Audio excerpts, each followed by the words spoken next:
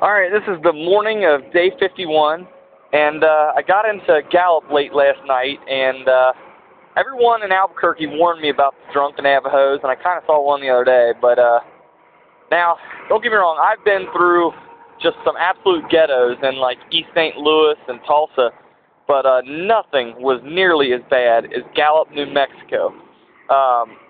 First of all, from Albuquerque to Gallup, I said hi to the only 10 people I saw. I mean, literally 10 people. And not one single person said hi back. And it's not because they were Spanish.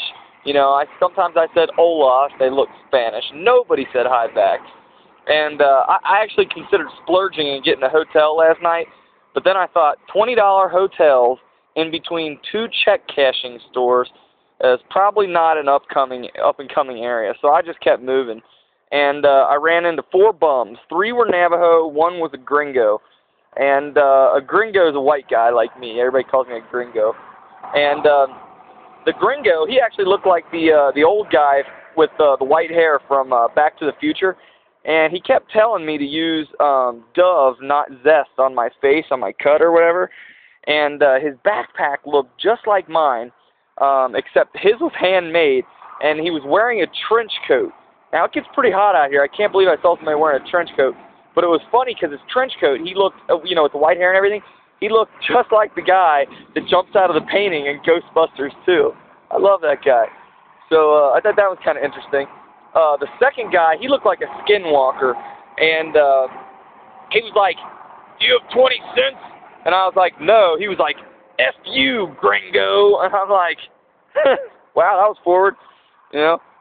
Imagine if I had 19 cents, what he would have said. But anyway, the third and the fourth Navajos, they separately sat down right next to me. I mean, there's like 4 booths all together, and they sit right down next to me. And it was in this like little grocery store, and I was eating a $3 day-old rotisserie chicken. It was really good size for the money, so I couldn't pass it up. And he was like, "Can I have some money?" And I was like, "I'm an undercover cop."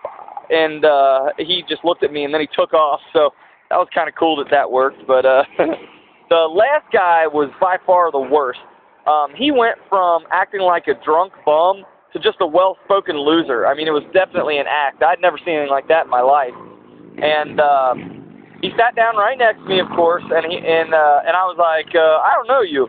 And he was like, "I will hurt you. This is my town, S.A." And I was like, "You can have this town." And in the back of my mind, I'm going, "Essay?" I was like, "What, is school in? You going to write me an essay, you idiot?"